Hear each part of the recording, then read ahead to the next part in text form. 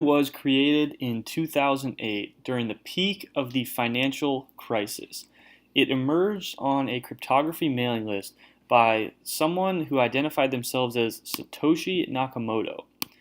Now, nobody knows who Satoshi is to this day. This paper just showed up by this new person, Satoshi Nakamoto, and the paper described a peer to peer network that laid out the groundwork for an entirely trustless digital currency system that we'd never seen before. And on the first transaction that was published was this sentence right here. The Times, 3rd January 2009, Chancellor on brink of second bailout for banks. Now, this sentence explains the motivation for Bitcoin. It explains the frustration that banks in 2007, 2008 were able to they were having extremely greedy practices. If you watched The Big Short, you read the book, watched the movie, you might have heard about mortgage-backed securities, how they basically would package up these terrible investments and sell them to people who didn't know any better, convince people to buy homes they couldn't afford, and just completely crash the economy. And the banks should have entirely collapsed, but our central banks decided that we were going to start bailing out the banks because they were scared what might happen to the economic system. And so the central banks decided to print a bunch of money and bail out these banks. And that was the motivation for Bitcoin, because whoever this was, Satoshi, had seen enough and they wanted a new form of money, a form of money that couldn't be printed by governments or by anybody. And it was a new system, the system that the internet deserves, a new form of money. So before we talk about this new form of money, let's talk about the current form of money. Right now, basically everything is run by the Federal Reserve. This is the central bank of the United States, because the US dollar is the world reserve currency and the Federal Reserve dictates how many US dollars are out there. They have the ability to print money, they have the ability to print money to buy stuff, and their job is to try to keep the economy stable. And they honestly do, they try to be good, I'm sure. Some people think they're really corrupt and everything like that. But honestly, I think the Federal Reserve is doing the best they can. But the point is, it's just hard to centrally manage an economy. And they freaked out in 2008 and decided to start printing a bunch of money. And so, as you can see, the goals, first of all, they're so powerful in their economic decisions. And what I always thought is strange is that one of their goals, their main goal, is to promote maximum employment. I always thought that was interesting. Like, you'd think nowadays we might say, oh, maybe our goal should be to save the world, like save us from climate change, or keep people happy, or make it so people don't want to kill themselves. But no, it's like, let's make sure everyone has a full-time job. Like, I don't know, it just doesn't seem right to me. But anyway, so the Federal Reserve dictates the money supply. And if you don't know about quantitative easing, this is something that's really important. So basically, after 2008, the Federal Reserve just turned up the printing press. And actually, all around the world, all central banks did this. They just printed a crap ton of money, literally so much money, trillions and trillions, up to, I believe the total number is 20-something trillion dollars across the world was printed to alleviate the stress from this 2007-2008 collapse. But all that did was it gave money to banks and financial institutions and allowed them to survive when they all should have pretty much died. And so, as you can see, we had a big stock market run up, but we had this really kind of strange system where there's still a huge wealth gap. People are unhappy. I'm sure the rich were able to get richer, but a lot of people are working two jobs and not able to pay rent. And it's just kind of a screwed up system. And a lot of that is because we have a centrally managed economy that is just basically run by paper. And it's not sound money. And now, what is sound money? Well, sound money is an Austrian economics term. It's a very important concept for them.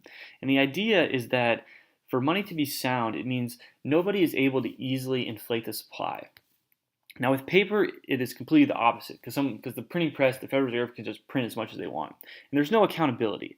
I mean, recently they came out with an article that the Pentagon had $21 trillion of unaccounted funds or something. I mean, this is just absolutely ridiculous.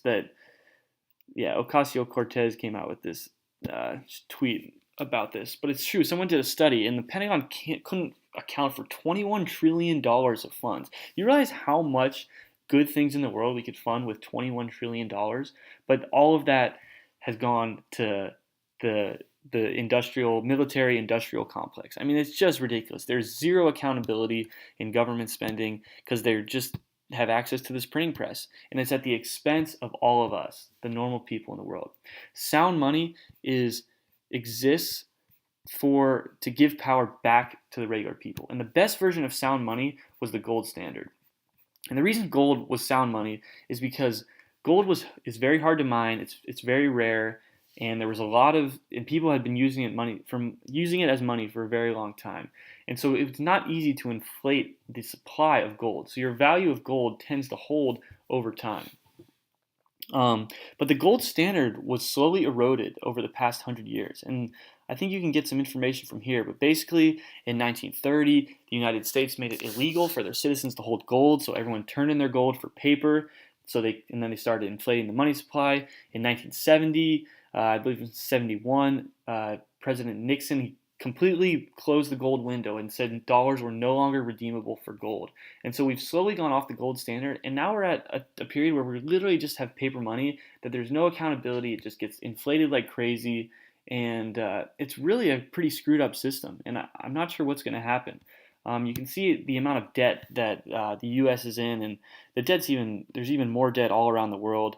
And basically, governments are all bankrupt, but they're able to just keep printing money to keep this charade going. And so, eventually, there's going to be an unwinding. I'm interested to see what happens, but luckily, we have Bitcoin, and I'm going to explain a little bit about why it's important, why it can help you, why it can help all of us to have a better future, a future of sound money, of freedom and peace.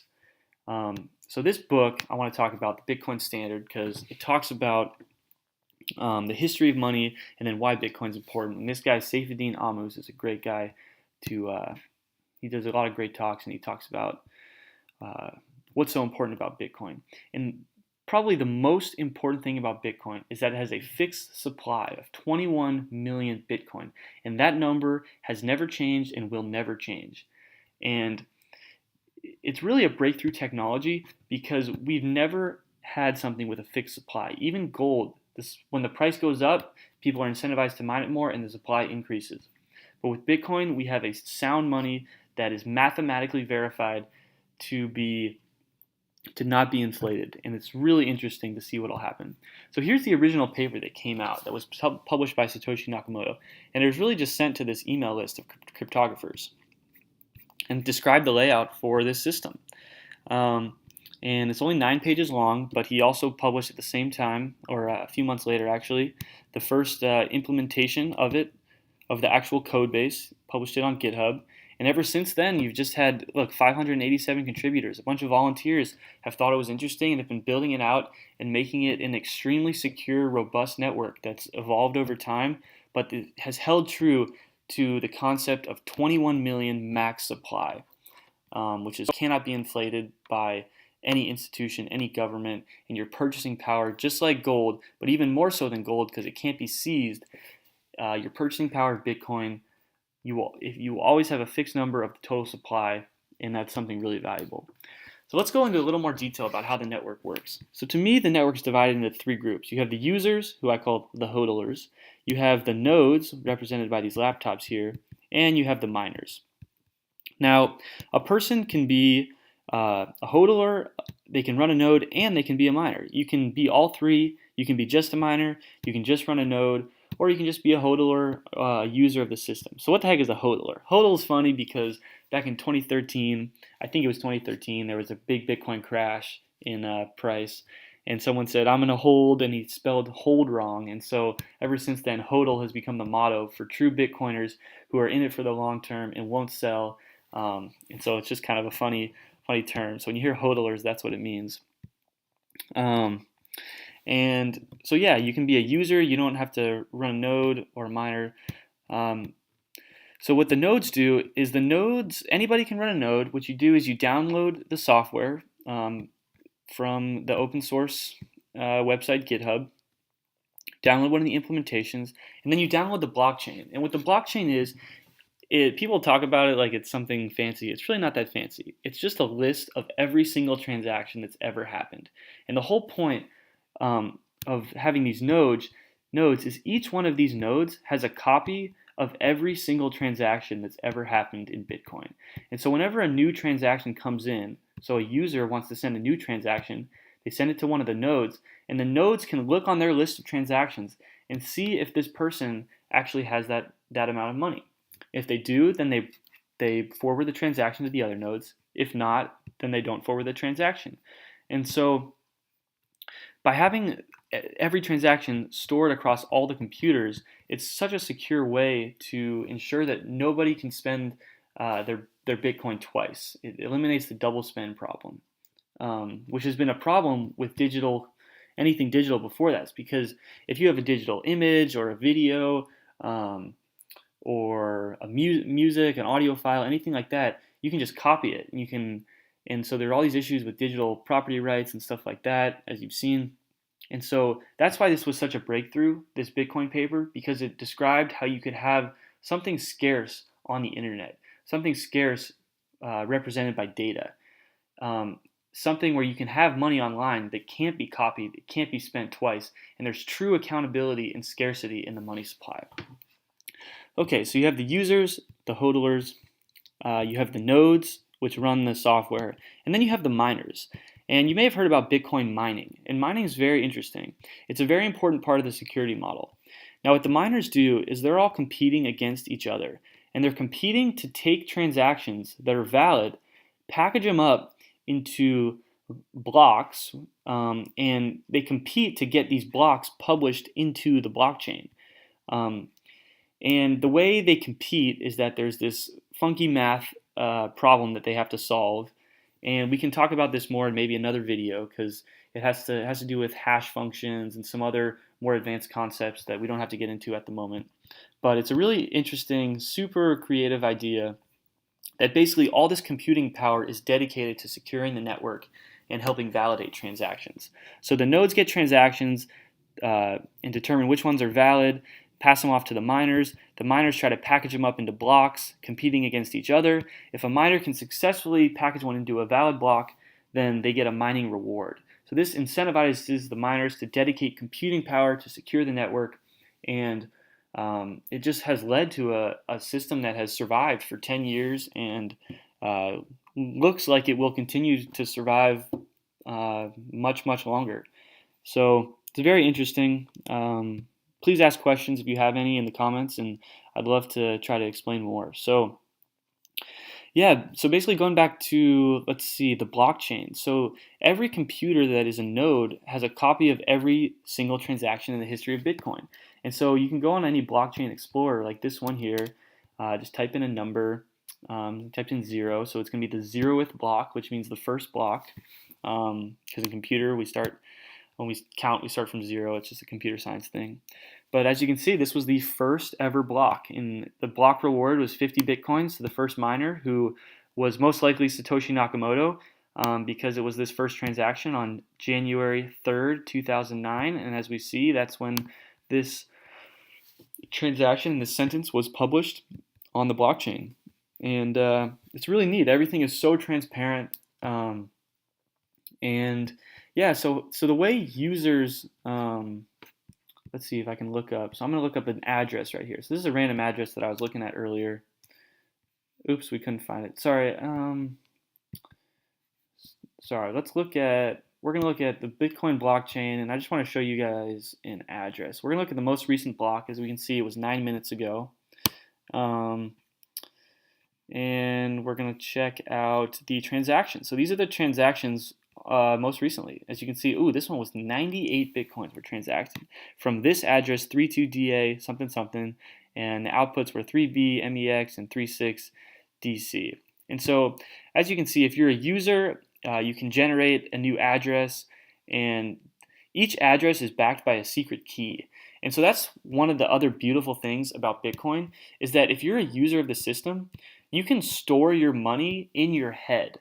And that is an incredibly powerful thing, because if you live in a country where a country that's corrupt or a country that's suffering from hyperinflation, or you need to get across a border because you're a refugee, you can store your entire fortune in a password in your head. Because the way this works is that these passwords, they can be represented by 12 words or 24 words, or various different ways of representing these passwords. So you can literally memorize 12 words in your head and go across a national border with no belongings but the shirt on your back and your entire fortune of however many bitcoins you own stored in your head, and no one will know that you have it. And it's just a beautiful, beautiful thing that is just so hard to stop, and really can bring financial freedom to the world, especially freedom from corrupt governments. So let's keep moving forward. So here's the source code on Bitcoin. As you can see, people are always updating it. You have some of the best developers in the world that are working on it all the time. And here's the Bitcoin Reddit. So I love coming to this Reddit site. It's kind of fun. People are kind of moody depending on the price, because a lot of people are in it here just to try to make a quick buck. But we recently reached 1 million subscribers, so that was pretty big milestone to reach. And there's a lot of funny memes. Sometimes you'll find good information here, sometimes good discussion. As you can see, look, this is from the Paris riots that were happening today. That this guy has his shirt "Buy Bitcoin," and so this really is a worldwide movement where people know that governments have the tendency to abuse their printing presses, and that's always happened throughout history.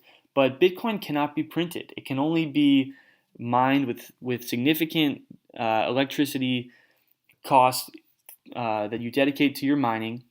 Which actually, some people talk about Bitcoin being not environmentally friendly. That's sort of a myth, because they recently did a study and it showed that something like 70% of miners use renewable energy, because that's actually the cheapest form of energy.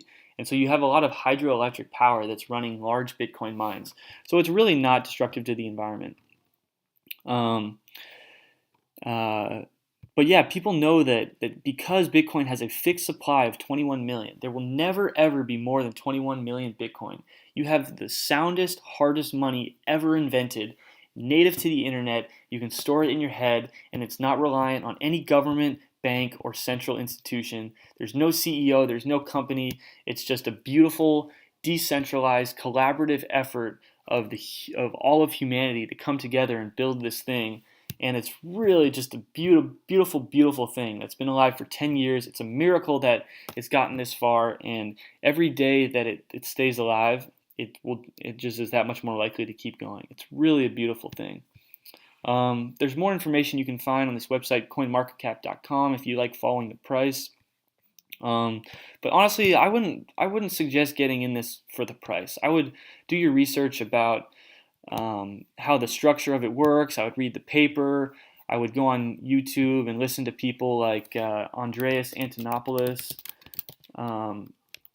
You can find this guy on Twitter right here. I mean, there's so much more to this than just the price and trying to make a quick buck. This is a chance for us as humans to build a world economic system that is free from corruption, free from governments, from banks, and we can really have economic prosperity and cooperation among everyone in the world.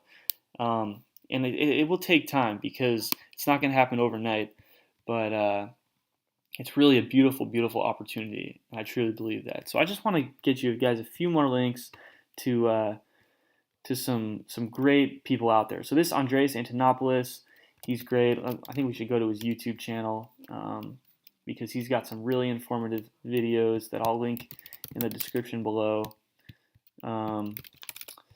This guy is awesome. There's this website, Jameson Lopp. He's got this resources page that has all these great resources. I would definitely check this out. I check out Jameson Lopp, this website. I check out Andreas Antonopoulos right here on YouTube. He's got some great videos. And I would check out this national debt clock right here, and just take a look at how much debt the government is in, the U.S., not just the U.S. government, but every government around the world, and just ask yourself if you think that we can survive through this without them severely inflating the money supply, and ask yourself, where do you want to store your wealth? Do you want to store it in gold? Do you want to store it in paper? Or do you want to store it in the future, which is Bitcoin? That's right. And yeah, that's a wrap up for the first video. I'd love to answer any more questions that you all have, so please hit me up in the comments and we can talk more. I'd love to talk more about Bitcoin.